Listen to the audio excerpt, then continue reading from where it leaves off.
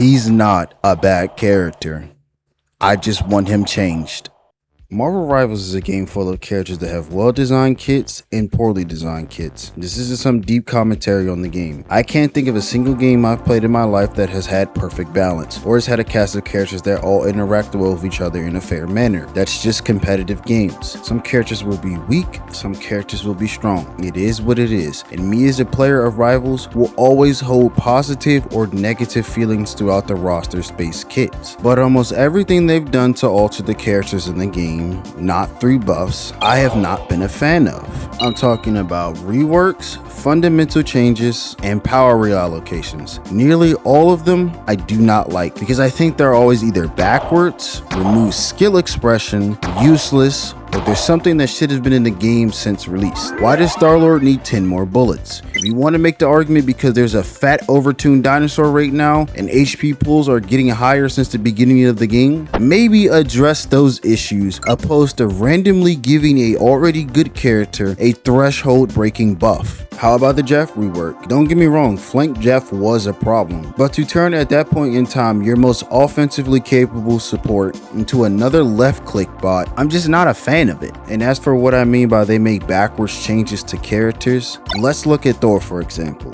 Unless both teams are running a majority brawl or dive comp, Thor is going to struggle in the neutral against characters who have longer ranges. That's normal for melee characters. So if you were to add more power to a melee character's kit, I personally believe you would add more power to their neutral, right? No, the devs have completely turned Thor into an awakening bot. Everything about the character revolves around one cooldown, and I just don't think that that's okay. Now let's look at Phoenix for example. Phoenix has probably the best neutral in the game. She's very oppressive with her left clicks. And look at what they just did to her recently. They made it to where this character now 2-taps you with regular left clicks, instead of outright nerfing a character that has been problematic since her release all the way back in season 3. Yeah, her neutral gets buffed and Thor is what he is now. It doesn't sit right with me. There's one character though that I think that has been shafted by the devs the hardest. Y'all saw the thumbnail, y'all saw the title, you see who I'm playing in the video. It's Ironfist. But before I get into what I think is wrong with the character, I want to start off with what's good with him. Ironfist is pretty easy to get the hang of. There's a couple melee characters in the game that take time to understand and figure out how to play. But with Ironfist, you can kind of just pick them and just start playing them. And I like that about him. Some of the hardest characters to get value on in this game are melee DPS because of how much time you have to dedicate to actually making them valuable in certain situations. And Ironfist's kit is pretty easy to use. He has a lot of sustain. He has some symbols of auto aim in his basic attack, and he has a get out of jail free card with this shift. You're not extremely reliant on combos like Spider-Man and Magic. Your main source of damage doesn't only come from your cooldowns like Black Panther, and you're not forced to have low mobility like Mr. Fantastic and Blade. Ironfist's base kit is every melee character's dream. You get overhealth when you finish people off, you don't have to aim, you have an ability that auto heals you, while having some of the best mobility in the game. So with all that being established, what the hell is wrong with this character? Is it because he's OP? And no, not really. He has been OP since season 0. Is it because he's being outclassed by new characters? Well, that's kind of happening, but that's not really the issue. You want to know the issue with Iron Fist? The issue with Iron Fist is the developers are mishandling the identity of this character. A second ago, I just said this character has every melee player's dream kit, right? Well, that's true. But what's even more truer is this character has every dive player's dream kit. And that's exactly why Iron Fist was so deadly in season 0. He was one of the best dive characters in the game. Then something really strange happened in season 1.5. Iron Fist went from one of the best dive characters in the game to one of the best tank busters in the game. How that happens, I don't know. But that has been Iron Fist's identity since season 1.5. And every balance patch that he has had has doubled down on that identity.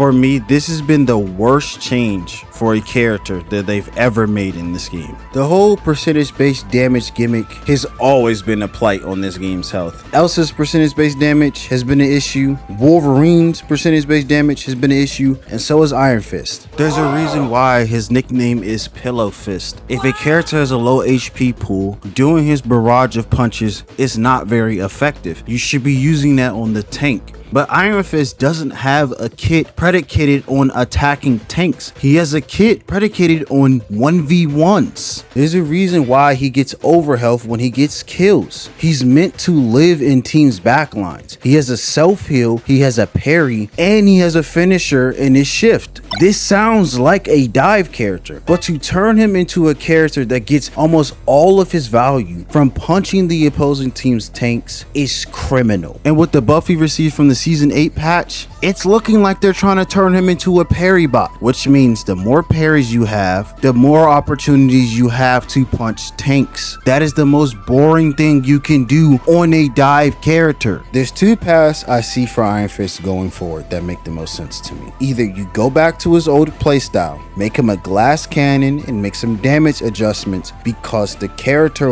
was very strong. He used to kill supports really quick. Or you go down a new path. You get rid of this percentage-based damage and you turn him into a true brawl character. I don't have full reworks in mind like damage numbers and cooldown durations, none of that. What I do have are concepts. Now, what I'm about to say is going to sound a little crazy considering I'm advocating for them to bring back Season 0 Iron Fist. Just hear me out, okay? Almost every character in this game that has a dash goes through the person they're dashing. Iron Fist's kick is his best finisher and his best mobility tool. Iron Fist's kick does not go through people, yet he needs it to finish people off. So when he finishes someone off and there's other people around him, he's kind of a sitting duck. But if we were to give him 2 kicks, that would alleviate that problem. Now, I don't want him to have 2 kicks that do the same amount of burst damage as they do right now. That would be OP. Obviously, you would need to nerf it. I would only apply this change to Glass Cannon Fist if they were to bring him back, because having 2 kicks on a brawlier version of him would be a little bit too much. But another change I would make to Glass Cannon Fist is remove all of the soft CC on his 5-hit combo. I don't think he should have that. I've never thought Iron Fist deserves to have that. I would keep it on Brawl Fist. I wouldn't keep it on Glass Cannon Fist though. As for Brawl Fist, I would remove the percentage-based damage because I think that's lame. I would separate the parry and the punch flurry and just make those 2 separate cooldowns. So now when you parry, you don't immediately go into your barrage of punches. To compensate for that, I would give him a flat damage increase across all of his normal attacks. Not as much as Glass Cannon Fist, but enough to the point where it's more noticeable than the damage he has right now. He needs to do more damage. I don't want another character to have insane sustain like Mr. Fantastic and not be able to kill things. The only way that I see you having a lot of sustain in this game and not having high kill potential is if you were a tank. That's why Venom and that's why Captain America are really good tanks. They eat up a lot of space and they distract a lot of backlines. Mr. Fantastic does not do that because he does not have high mobility or any kill potential. This Iron Fist I'm thinking of will have both of those things, but not to the point where it's comparable to the Glass Cannon Fist we had in Season 0, but just something that's better than what we have right now. Glass Cannon Fist would not be getting the kind of overhealth and have the HP pool that Iron Fist has right now. He would go back to the Season 0 Iron Fist. Y'all don't have to agree with this. Y'all can even think these opinions are shit. I don't really care. All I know is the Iron Fist we have right now, it's not the Iron Fist I want to play. Season 0 Iron Fist was very strong and needed nerfs, but to change him into a tank buster and fundamentally alter his playstyle, I don't know, man. Every time I play him and I look at his kit, I just think, why is most of my value coming from punching the enemy team's tank? I'm not saying Iron Fist cannot dive. I am not saying Iron Fist cannot brawl. I'm saying he should not be a tank buster.